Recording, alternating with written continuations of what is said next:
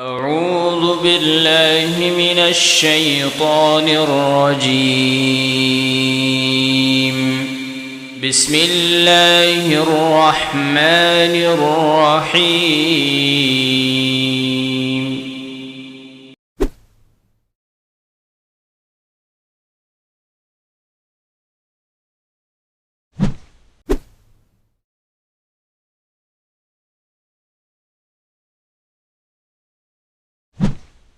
إن الحمد لله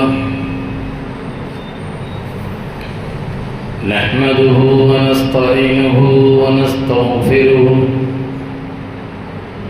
ونؤمن به ونتوكل عليه ونعوذ بالله من شرور أنفسنا ومن سيئات أعمالنا. من يهده الله فلا مضل له ومن يضلل فلا هادي له. واشهد ان لا اله الا الله وحده لا شريك له واشهد ان محمدا عبده ورسوله أرسله بالهدى ودين الحق ليظهره على الدين كله ولو كره المشركون. اللهم صل على محمد وعلى آل محمد كما صليت على إبراهيم وعلى آل إبراهيم إنك حميد مجيد. اللهم بارك على محمد وعلى آل محمد كما باركت على إبراهيم وعلى آل إبراهيم في العالمين إنك حميد مجيد. عباد الله، أوصيكم ونفسي أولا بتقوى الله. يا أيها الذين آمنوا اتقوا الله حق تقاته ولا تموتن إلا وأنتم مسلمون. يا أيها الناس اتقوا ربكم الذي خلقكم من نفس واحدة وخلق منها زوجها وبث منهما رجالا كثيرا ونساء. واتقوا الله الذي تساءلون به والأرحام إن الله كان عليكم رقيبا. يا أيها الذين آمنوا اتقوا الله وقولوا قولا سديدا يصلح لكم أعمالكم ويغفر لكم ذنوبكم ومن يطع الله ورسوله فقد فاز فوزا عظيما. أما بعد فإن أصدق الحديث كتاب الله وخير الهدي هدي محمد صلى الله عليه وسلم وشر الأمور محدثاتها وكل محدثة بدعة وكل بدعة ضلالة وكل ضلالة في النار. رب اشرح لي صدري ويسر لي أمري واحلل عقدة من لساني يفقهوا قولي. எல்லாம் வல்ல அல்லாஹ் சுப்ஹானஹு வ தஆலாவை போற்றி புகழ்ந்தவனாக நபிகள் நாயகம் ஸல்லல்லாஹு அலைஹி வஸல்லம் அன்னவர்கள் மீது சலாமும் ஸலவாத்தும் கூறினவனாக அன்பிற்கினிய அல்லாஹ்வின் நல்லடியார்களே, சிறப்புமிக்க நாளில் சிறந்த ஒரு இடத்தில் நாம் எல்லாம் ஒன்று கூட்டப்பட்டிருக்கிறோம். அல்லாஹ் சுப்ஹானஹு வ தஆலா நம்மளுடைய அமல்களை ஏற்றுக்கொள்வானாக. அல்லாஹ் சுப்ஹானஹு வ தஆலா இந்த உலகத்திலே நம்மையெல்லாம் படைத்த பிறகு நாம் இந்த உலகத்தில் வாழ வேண்டிய சில வழிமுறைகளையும் நமக்கு தூதர்கள் மூலமாக வலியுறுத்தி சொல்லுகிறார்.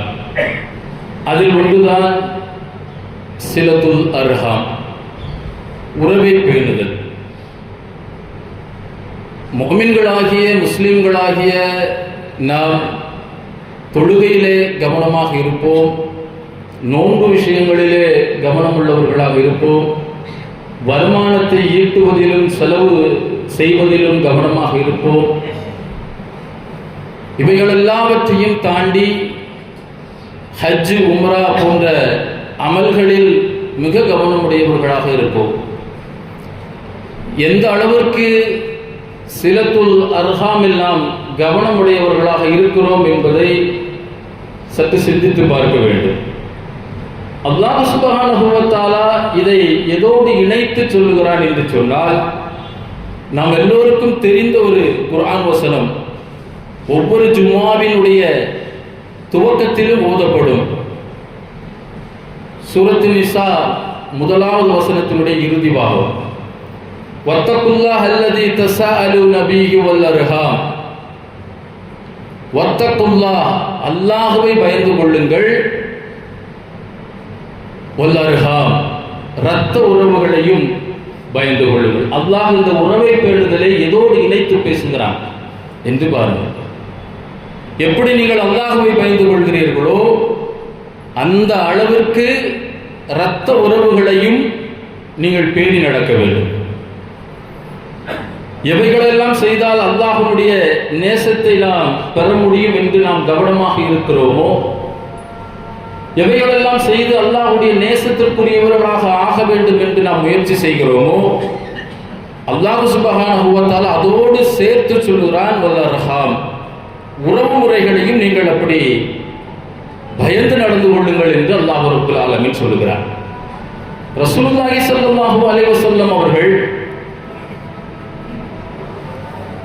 சொன்னதாக இமாம் புகாரி ரஹ்மத்துல்லாஹி அவர்கள் பதிவு செய்கிறார்கள். 5986வது ஹதீஸாக, இரத்த உறவுகளை சேர்ந்து நடப்பதால் ஏற்படக்கூடிய நன்மைகளை குறித்து ரசூலுல்லாஹி ஸல்லல்லாஹு அலைஹி வஸல்லம் அவர்கள் சொன்னார்கள், மன் அஹப்ப அயுப்ஸத லஹு ஃபி ரிஸ்கிஹி, யார் தன்னுடைய ரிஸ்கை விசாலமாக்கப்பட வேண்டும் என்று விரும்புகிறார்களோ, வாழ்வாதாரத்தை விசாலமாக்கப்பட வேண்டும் என்று விரும்புகிறார்களோ, ரிஸ்க் என்பது பொருளாதாரத்தில் மட்டுமல்ல, தன்னுடைய வாழ்வாதாரம் எல்லாம் சேரும்.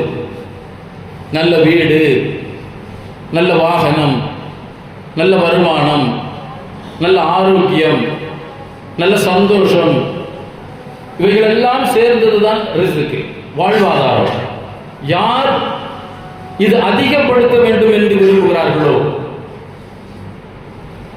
ஒரு நல்ல ஒரு பிஸ்னஸ்ல இன்வெஸ்ட் பண்ணணும், நல்ல வியாபாரம், நல்ல இடத்துல பார்த்து கடையை வைக்கணும். ரசூலுல்லாஹி ஸல்லல்லாஹு அலைஹி வஸல்லம் அவர்கள் சொன்னார்கள், ஃபல்யஸில் ரஹிமா, உங்கள் உறவை சேர்ந்து வாழ வேண்டும். அது மட்டுமல்ல, வயும்ஸஅலஹு ஃபி அஸரிஹி, வாழ்நாட்களை யார் அதிகமாக வேண்டும் என்று விரும்புகிறார்களோ, அஜல், யாருடைய வாழ்நாட்கள் அதிகரிக்க வேண்டும் என்று விரும்புகிறார்களோ, ஃபல்யஸில் ரஹிமா, அவர் உறவை சேர்ந்து வாழட்டும் என்றார். பொருளாதாரத்தை அதிகரிப்பதற்கு ஓவர் டைம் பண்ணலாம், பிசினஸ் அதிகரிக்கலாம், நல்ல இன்வெஸ்ட்மெண்ட்டை தேடி பிடிச்சி போடலாம். அஜலை அதிகரிப்பதற்கு, வாழ்நாட்களை அதிகரிப்பதற்கு எந்த மருத்துவமும் கிடையாது, எந்த மருந்தும் கிடையாது, எந்த வேற ரசூலுல்லாஹி ஸல்லல்லாஹு அலைஹி வஸல்லம் அவர்கள் சொன்னதை தவிர வேற எதுவும் கிடையாது.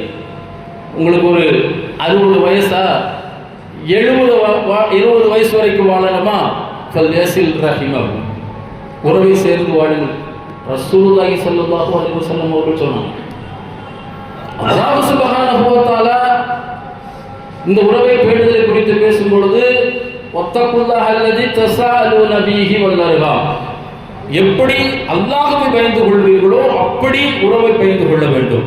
ரசூலுல்லாஹி ஸல்லல்லாஹு அலைஹி வஸல்லம் அவர்கள், உங்களுக்கு ரிஸ்க், வாழ்வாதாரம் பெருக வேண்டுமா, உங்களுடைய ஆயுள் நாட்கள் அதிகரிக்க வேண்டுமா, ஃபல்யஸில் ரஹிமஹு, நீங்கள் உறவை சேர்ந்து வாழுங்கள், உறவை பேணி வாழுங்கள், இரத்த உறவுகளை சேர்ந்து வாழுங்கள் என்று ரசூலுல்லாஹி ஸல்லல்லாஹு அலைஹி வஸல்லம் அவர்கள் சொன்னார்கள். பொதுவாகவே உறவை சேர்ந்து வாழ்வது, இரத்த உறவை பேணி வாழ்வது என்பது ஏதோ குர்ஆன் ஹதீஸை படித்ததனால முஸ்லிம்களாக இருப்பதால் மட்டும் கிடைத்த ஒன்று கிடையாது. இது யதார்த்தமாக எல்லா மனிதர்களிடத்திலும் காணப்படும்.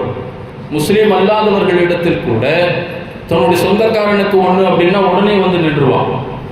அங்கே நாம நினைச்சிடக்கூடாது குர்ஆனையும் ஹதீஸையும் படிச்சுக்கிட்டதுனால தான் நமக்கு இந்த ஒரு விஷயம். அல்லாஹ் சுப்ஹானஹு வ தஆலா முஃமின்களுக்கு வலியுறுத்தி சொல்லுகிறார், இதை முறித்து வாழ்ந்தால் என்ன தண்டனை, சேர்ந்து வாழ்ந்தால் என்ன நன்மை என்பதை நாம் அறிந்திருக்க வேண்டும் சகோதரர்களே.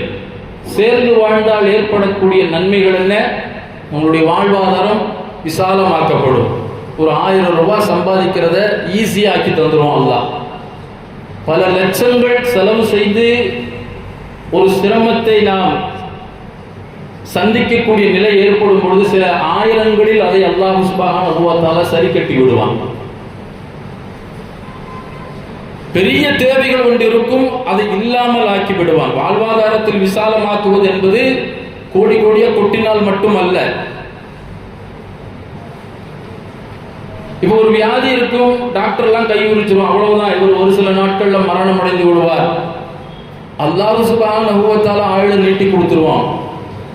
இதுக்கெல்லாம் நீங்கள் செய்ய வேண்டிய வேலை என்ன? இரவெல்லாம் நின்று வணங்குவது என்று சொன்னார்களா? இன்னும் 2-3 மாசங்கள் நோன்பு நோக்க வேண்டும் என்று ரசூலுல்லாஹி ஸல்லல்லாஹு அலைஹி வஸல்லம் அவர்கள் சொன்னார்களா? இல்லை உங்கள் சொத்துல பாதி பங்க தர்மம் பண்ணுங்க என்று சொன்னாங்களா? ஃபல்யஸில் ரஹிமஹு, இரத்த உறவை சேர்ந்து வாழ வேண்டும். இன்றைக்கு நாமெல்லாம் உறவை பேணி வாழ்வதில் நாங்களாம் கரெக்டாக இருக்கிறோம் அப்படின்னு நாம் நினச்சிக்குவோம். ஆனால் சில விஷயங்களில் நாம் முறித்து வாழ்கிறோமா என்பதை நாம் அறிந்திருக்க வேண்டும் சகோதரர்களே. ரசூலுல்லாஹி ஸல்லல்லாஹு அலைஹி வஸல்லம் அவர்கள் சொன்னார்கள், தஅல்லமு மின் அன்சாபிக்கும் மா தஸிலு நபி அர்ஹாமுக்கும்.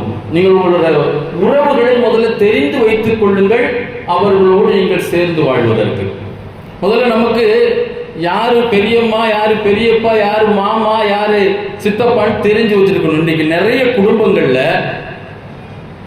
குழந்தைகளுக்கு நாம் அதை அறிமுகப்படுத்தி வைப்பதில்லை. குடும்பத்தார் வந்தா குழந்தைகளை கூப்பிட்டு, பாருப்பா இது என்னுடைய அண்ணா, என்னுடைய மச்சான், என்னுடைய மாமா, உனக்கு பெரியப்பா முறை வரும், உனக்கு தாத்தா முறை வரும், உனக்கு மாமி முறை வரும், உனக்கு பெரியம்மா முறை வரும்னு சொல்லி கொடுக்கணும். அப்பதான் நம்ம சொந்தங்களோடு சேர்ந்து நடப்பதற்கு லேசாக இருக்கும். சில நேரங்களில் ரோட்ல போய் பார்ப்பது சிலர் வருத்தப்படுவாங்க, அதை பாருங்க அண்ணன் மகன் போறான், கண்டுக்காம போறான். உண்மையிலேயே இவன் பெரியப்பாங்கிறதே தெரியாது. சொல்லி வளர்க்கணும். இணைந்து இருக்கக்கூடிய அவசியத்தை ரசூலுல்லாஹி ஸல்லல்லாஹு அலைஹி வஸல்லம் அவர்கள் சொன்னாங்க. ஒரு நாள் அபூ தல்ஹா ரலியல்லாஹு அன்ஹு அவர் ஒரு பெரிய தோட்டத்தை தர்மம் பண்றாங்க, பைருஹா என்று சொல்லக்கூடிய தோட்டத்தை. ரசூலுல்லாஹி ஸல்லல்லாஹு அலைஹி வஸல்லம் அவர்கள் சொன்னாங்க, உங்க சொந்தக்காரங்களுக்கு பங்கு வச்சு கொடுங்க. அந்த அடிப்படையில் 2 நபர்களுக்கு அபூ தல்ஹா ரலியல்லாஹு அன்ஹு அவர்கள் பங்கு வைத்து கொடுப்பாங்க. அஸன் இப்னு சாபித் ரலியல்லாஹு அன்ஹு மற்றும் உபை இப்னு கஅப் ரலியல்லாஹு அன்ஹு 2 பேரும் பங்கு வச்சு கொடுக்குறாங்க. இவங்க யார், எந்த அடிப்படையில் சொல்றோம்னா 7வது பாட்டனார் மூலமாக வரக்கூடிய உறவு முறை. அப்போ அந்த காலத்துல எந்த அளவுக்கு 7வது பாட்டனார் வரைக்கும் தெரிந்து வைத்திருக்கிறார்கள் என்று நீங்க பார்க்கலாம். இன்றைக்கு நமக்கு தாத்தா பாட்டி தவிர அவங்க பெரியம்மா பெரியப்பாவெல்லாம் யாரையுமே நமக்கு தெரியறது இல்லை. சரி, இதெல்லாம் எதுக்கு தெரிஞ்சு வச்சுக்கணும்? இதெல்லாம் தெரிஞ்சு வச்சுக்கிறதுனால என்ன நன்மை? 2 விஷயங்களை ரசூலுல்லாஹி ஸல்லல்லாஹு அலைஹி வஸல்லம் சொல்றாங்க. உங்கள் வாழ்வாதாரம் பெருகும், உங்கள் வாழ்நாட்கள் அதிகரிக்கும். ரசூலுல்லாஹ் சொல்றாங்கன்னா அது உண்மைதான். அதுலெல்லாம் போயிட்டு ஆய்வு பண்ணிட்டு இருக்க கூடாது. அது எப்படி இப்படி அந்த வேலையை இல்லை. ரசூலுல்லாஹ் சொல்லிட்டாங்களா? இஸ்லாம் நமக்கு அப்படிதான் சொல்லி தருகிறது. மா கால அல்லாஹ் வ மா கால ரசூலுல்லாஹ். அல்லாஹ்வும் அல்லாஹ்வின் தூதர் ஸல்லல்லாஹு அலைஹி வஸல்லம் அவர்கள் சொல்லி தந்ததுதான். இப்போ சிலத்துல் அர்ஹாம் என்றால் என்ன, உறவை சேர்ந்து வாழ்வது என்றால் என்ன என்பதை நாம் தெரிந்திருக்க வேண்டும். நமக்கெல்லாம் உடனே ஞாபகத்துக்கு வர்றது சம்பாதிக்கிறதுல எல்லாம் சொத்தை பிரித்து பணத்தெல்லாம் பங்கு வச்சு கொடுத்து, இது அல்ல உறவை சேர்ந்து வாழ்வது. பணத்தை கொடுத்து தான் உறவை சேர்ந்து வாழணுங்கிறது இஸ்லாம் சொல்லி தரல. பணத்தை கொடுத்து செலவழிப்பதற்கு கடமையாக்கப்பட்டவர்கள் எல்லாம் இரத்த உறவுகள் என்று சொல்ல முடியாது. இப்போ திருமணத்துக்கு பிறகு அதிகமாக நம்முடைய வருமானத்தில் செலவு செய்வது மனைவிக்கு தான். மனைவி இரத்த உறவுக்குள்ள வருவாங்களான்னு கேட்டா வரமாட்டாங்க. விவாகரத்து செஞ்சுட்டா முடிஞ்சு. உறவை பிரித்து விட முடியாது, உறவை முறிக்க முடியாது. அப்போ கொடுத்து செலவழிக்கிறது மட்டும்தான் உறவை பேணுதல் என்பது கிடையாது. எதையெல்லாம் செய்தால் அவர்களுடைய உள்ளத்தில் அன்பு பெருகுமோ, எவைகளை செய்தால் இருவருக்கும் பகைமை ஏற்படாதோ, எவைகளை செய்தால் பாசம் அதிகரிக்குமோ அவைகளை செய்து வாழ்வது. சுப்ஹானல்லாஹ், ரசூலுல்லாஹி ஸல்லல்லாஹு அலைஹி வஸல்லம் அவர்களுடைய காலத்தில் நடந்த சில செய்திகள், இந்த உறவை பேணுதல் குறித்த விஷயங்களில் நிறைய செய்திகள் இருக்கு. நான் சொல்றது மட்டும்தான் மார்க்கத்தில் இருக்குன்னு நினைச்சக்கூடாது. ஜும்ஆவிலே நேரத்தை கருத்தில் கொண்டு சுருக்கமாக நான் இதை சொல்லுவேன்.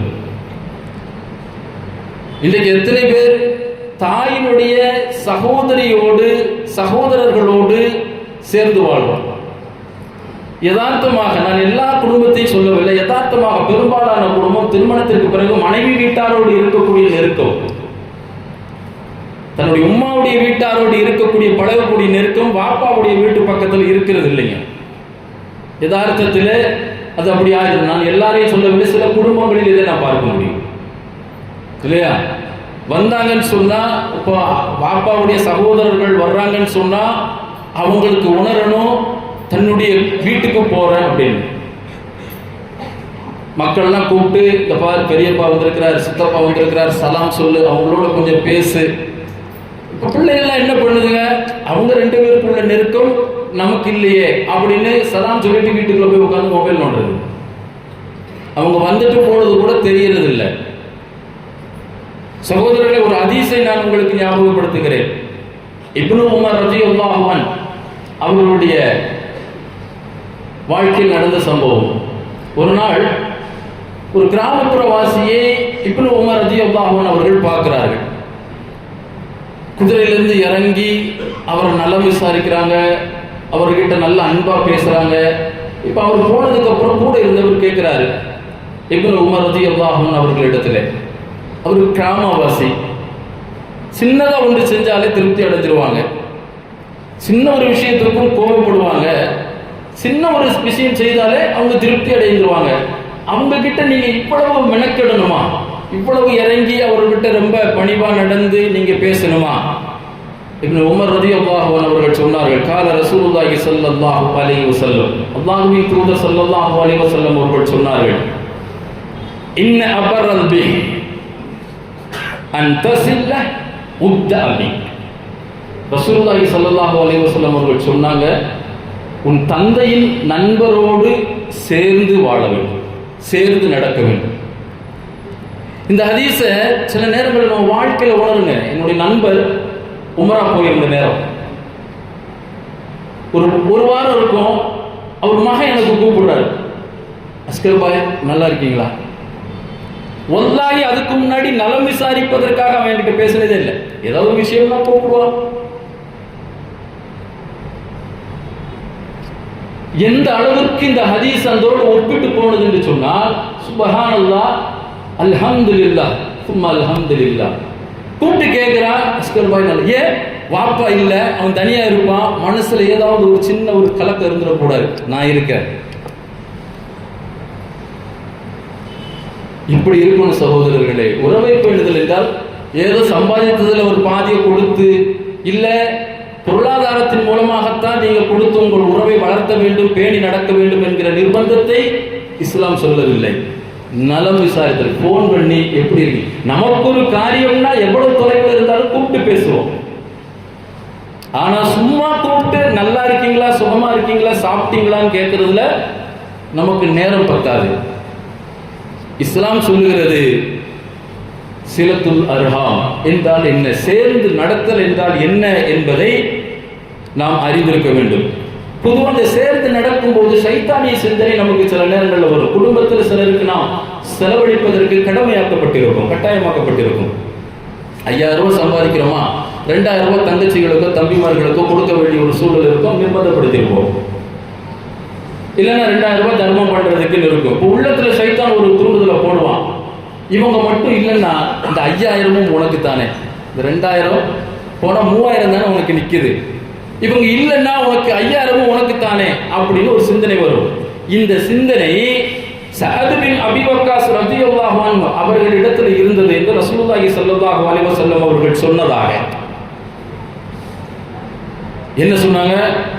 வஹல் துர்ஸகூன இல்லா பிது வஃபாயிக்கும், உங்களுக்கு கொடுக்கப்படுவதெல்லாம் உங்களுக்கு கீழே இருக்கிறவங்களுக்காக சேர்த்து தான் உங்களுக்கு கொடுக்கப்படும். 5000 நீங்க சம்பாதிக்கிறீங்க, 2000 ரூபாய் நீங்க தர்மம் பண்றீங்க, சொந்தக்காரங்களுக்கு கொடுக்குறீங்க, 3000 தான் உங்களுக்கு. இப்ப நம்ம உள்ளத்துல என்ன சொன்னோம்? அவங்க இல்லைன்னா 5000மும் நமக்கு தானே.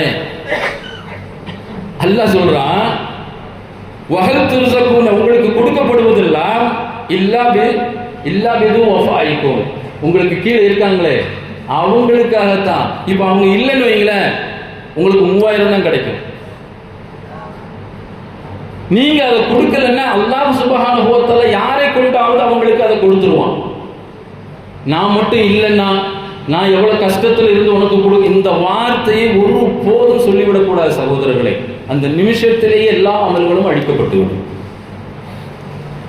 இந்த 2000 அல்லாஹ் நம்மை தேர்வு செய்திருக்கிறார். நம்மளுடைய நல்ல உள்ளத்தை அல்லாஹ் விரும்பி இருக்கிறார். உங்களுடைய நல்ல எண்ணத்திற்காக அல்லாஹ் உங்களை பயன்படுத்துகிறான். உங்களுடைய இறையச்சத்திற்காக அல்லாஹ் உங்களை பயன்படுத்துகிறான். உங்களுடைய இஹ்லாஸான அந்த அடிப்படையை, உங்களுடைய உண்மையான அன்பை உங்களை அல்லாஹ் தேர்வு செய்திருக்கிறான். எதை? அந்த 2000 கொடுக்கிறதுக்கு. நீங்க இல்லைன்னாலும் வேறு யார் மூலமாவது அதை கொடுப்பதற்கு அல்லாஹ் போதுமானவன். இப்ப அவங்க இல்லை அப்படின்னா உங்களுக்கு அவ்வளவுதான் வரும். அப்ப வர்றதுல அதிகமாக சம்பாதிக்கிறோம் அப்படின்னா நம்ம நினைச்சுக்கணும், அல்லாஹ் நம்மை கொண்டு யாருக்கோ இதை கொடுக்க சொல்றான். அதை தடுத்து விட்டால், இந்த தடுப்பது என்பது எவ்வளவு பெரிய விஷயம் தெரியுமா? ரசூலுல்லாஹி ஸல்லல்லாஹு அலைஹி வஸல்லம் அவர்கள் சொன்னாங்க, தன் கடமையை தடுப்பவன் தான் பாவம் செய்கிறான் என்பதற்கு போதுமானது. இப்போ பிரச்சனைன்னு ஒன்று வந்துட்டு ஸ்டாப் பண்ணிடுவான், ஹெல்ப் பண்றது நிறுத்திடுவான். அவனுக்கு இவனுக்கு ஏதோ ஒரு மனஸ்தாபம், ஏதோ ஒரு சம்பவத்துல பிரச்சனை ஏற்பட்டுச்சுன்னா கொடுக்கிறது நிறுத்திடுவான். ரசூலுல்லாஹி ஸல்லல்லாஹு அலைஹி வஸல்லம் அவர்கள் சொன்னார்கள், நீ தடுக்கிறது நீ பாவி என்பதற்கு போதுமானவர்.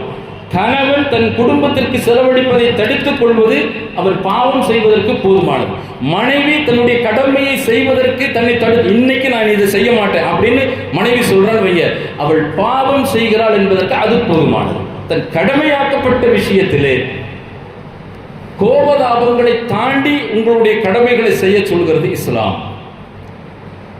சேர்ந்து நடப்பது என்பது உங்களுக்கு ஒருத்தன் கொடுக்கிறான், அதுக்கு நீங்க திருப்பி கொடுக்குறீங்க, அது அல்ல சேர்ந்து நடப்பது. உங்களுக்கு பிடிக்காததை ஒன்றை அவர்கள் செய்திருந்தாலும் நீங்கள் அவர்களுக்கு கொடுப்பதை கடமையாக்கப்பட்டிருந்தால் அதை மனம் உவர்ந்து கொடுப்பதுதான் சிலத்துல் அர்ஹா. இதை முறிச்சா என்ன தண்டனைங்கிறத நாம தெரிஞ்சிருக்கோம். அல்லாஹ் சுப்ஹானஹு வ தஆலா தங்களுடைய விருப்ப வெறுப்புகளை தாண்டி இஸ்லாம் நமக்கு என்ன கற்றுத்தருகிறதோ அதன்படி இந்த உலகத்தில் அமல்கள் செய்து மறுமையில் அல்லாஹுவை வெற்றியாளர்கள் கூட்டத்தில் சந்திக்கக்கூடிய நன்மக்களாக என்னையும் உங்களையும் ஆக்கி அருள் புரிவானாக. வகூலு கௌலி ஹாதா அஸ்தக்ஃபிருல்லாஹ்.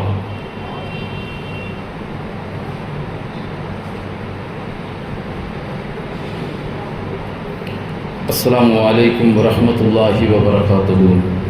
அல்ஹம்துலில்லாஹி ரப்பில் ஆலமீன் வஆகிபத்துல் முத்தகீன் வஸ்ஸலாத்து வஸ்ஸலாமு அலா அஷ்ரஃபில் அன்பியாஇ வல் முர்ஸலீன் நபீனா முஹம்மத் ஸல்லல்லாஹு அலைஹி வஸல்லம் வ அலா ஆலிஹி வ அஸ்ஹாபிஹி அஜ்மஈன். அம்மா பஅத். அன்பிற்கினிய அல்லாஹ்வின் நல்லடியார்களே, இரத்த சொந்தங்களை சேர்ந்து வாழ்வதால் ஏற்படக்கூடிய நன்மை, வாழ்வாதாரம் விசாலமாக்கப்படுவதும் வாழ்நாட்கள் அதிகரிக்கப்படுவதும், அவர்களோடு சேர்ந்து வாழ்வதற்கான வழிமுறைகள் பொருளாதாரம் மட்டுமல்ல, நம்முடைய அன்பான வார்த்தைகள், அவர்களோடு சிரித்து பேசுவது, நம்முடைய கோபதாபங்களை எல்லாம் அப்புறப்படுத்தி வைத்துவிட்டு அல்லாஹ்வும் ரசூலுக்கும் முக்கியத்துவம் கொடுப்பது. நம்முடைய கோபத்துக்கு முக்கியத்துவம் கொடுப்பது அல்ல, நம்முடைய உணர்வுகளுக்கு முக்கியத்துவம் கொடுப்பது அல்ல உறவை சிலத்துல் அர்ஹாம் என்பது. இப்போ சேர்ந்து வாழ்ந்தால் என்ன நன்மைகள் என்பதை பார்த்தோம்.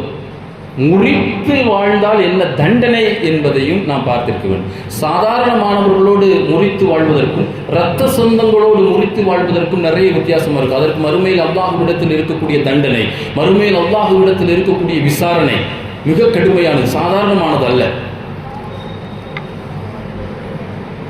அல்லாஹ் சுப்ஹானஹு வ தஆலா படைப்பினங்களை எல்லாம் படைத்த பிறகு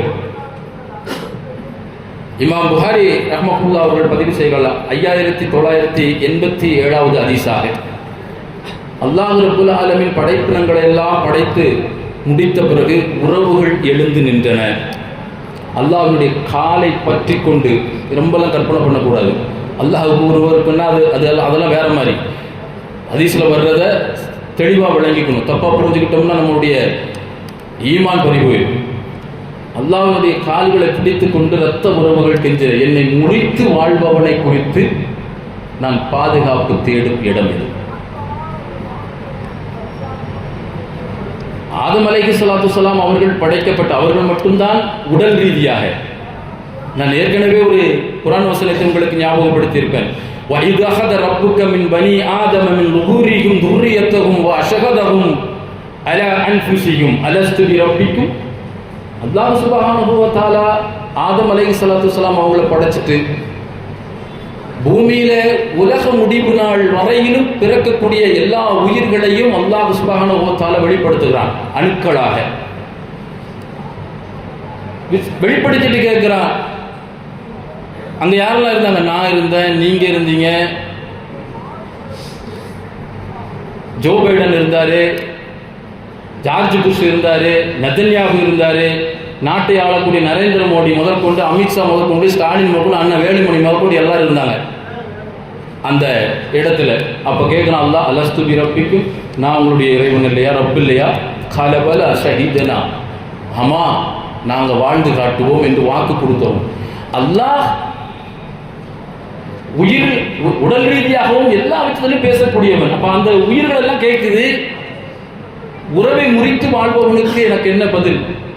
அல்லாஹ் சுப்ஹானஹு வ தஆலா சொன்னா, உன்னை முறித்து வாழ்பவனோடு நான் முறித்து வாழுவேன், சேர்ந்து வாழ்பவனோடு நான் சேர்ந்து நடப்பேன்.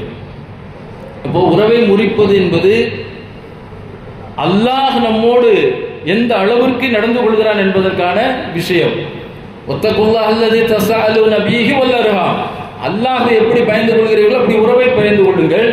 உறவை முறித்து நடப்பவனோடு நான் அவனை முறித்து நடப்பேன் என்று அல்லாஹ் சொல்றான். ரசூலுல்லாஹி ஸல்லல்லாஹு அலைஹி வஸல்லம் அவர்கள் சொன்னார்கள், சுப்ஹானல்லாஹ், லா யதுகுலுல் ஜன்னத ஃபாதா,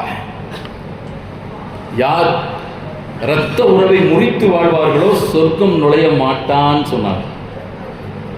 சொர்க்கம் நுழைய முடியலன்னா இதை விட வேற பெரிய தண்டனை வேற எதுவுமே கிடையாது. ஓ சிலத்துல் அர்ஹாம், இரத்த உறவை பேணி வாழ்வது என்பது அவர்கள் நமக்கு அன்பாக இருந்தால் மட்டும் நாம் அவர்களோடு அன்பு காட்டுவது மட்டுமல்ல. சிலத்துல் அர்ஹாம், ஒரு மனிதர் வந்து கேட்டார், யா ரசூலுல்லாஹ், நான் என் சொந்தத்தோடு சேர்ந்து வாழ்கிறேன், ஆனால் அவர்கள் என்னை துண்டித்து முறித்து வாழ்கிறார்கள், என்னை மதிக்கிறது இல்லை, என்கிட்ட எதுவும் கலந்துக்கிறது இல்லை. இன்னைக்கு பெரும்பாலும் சொந்தங்களோடு ரகசியங்களை, நெருக்கங்களை, இன்ப துன்பங்களை பகிர்ந்து கொள்வதை பார்க்கிலும் இப்ப இருக்கக்கூடிய உலகம் நண்பர்களோடு, அதாவது தெரிஞ்சவங்களோடு, மனசுக்கு பிடிச்சவங்களோடு தான் அதிகமா நெருக்கமா இருக்கு. இது இஸ்லாம் சொல்லித்தரக்கூடிய உறவை பேணுதல் கிடையாது. நான் உறவை அவ்வளவு சேர்ந்து வாழ்கிறேன், ஆனால் அவங்க என்னை துண்டிச்சு வாழ்றாங்க. ரசூலுல்லாஹி ஸல்லல்லாஹு அலைஹி வஸல்லம் அவர்கள் சொன்னார்கள், நீ கொடுக்கல் வாங்கலில் இருக்கக்கூடிய நெருக்கம் அல்ல சிலத்துல் அர்ஹாம். எப்பொழுதெல்லாம் உன்னை துண்டித்து வாழ அவர்கள் முயற்சி செய்கிறார்களோ அப்போது அவர்களோடு நீ இணைந்து வாழ வேண்டும். அதுதான் சிலத்துல் அர்ஹாம். அவங்க உங்ககிட்ட கோபப்படுவாங்க, உங்களை முறித்து வாழ முயற்சி செய்வாங்க. எப்பொழுதெல்லாம் உறவு முறிக்கப்படும் போல தோணுமோ அப்பொழுதெல்லாம் நாம் அதை இணைக்கக்கூடியவர்களாக இருக்க வேண்டும். இதுதான் சிலத்துல் அர்ஹாம். அல்லாஹ் சுப்ஹானஹு வ தஆலா எனக்கும் உங்களுக்கும் அப்படிப்பட்ட உறவை பேணுதல் விஷயத்திலே ஞானத்தோடும் அல்லாஹ்வினுடைய ரசூலுடைய வழிகாட்டுதலோடும் பேணி வாழ்வதற்கான தௌஃபீக்கை தந்தல் புரிவானாக. அக்கூலு கௌலி ஹாதா அஸ்தக்ஃபிருல்லாஹி லி வ லக்கும் வ லிஸாயில் முஃமினீன் வ ஆகிரு தவானா அல்ஹம்துலில்லாஹி ரப்பில் ஆலமீன். அஸ்ஸலாமு அலைக்கும் வரஹ்மத்துல்லாஹி வ பரகாத்துஹு. இது போன்ற மார்க்க சொற்பொழிவுகள் மற்றும் இஸ்லாமிய காணொளிகள் காண நமது தமிழ் இஸ்லாமிக் ஃபுட்டேஜ் என்கிற யூடியூப் சேனலை சப்ஸ்கிரைப் செய்து கொள்ளுங்கள். ஜஸாக்குமுல்லாஹு கைரன் கஸீரா.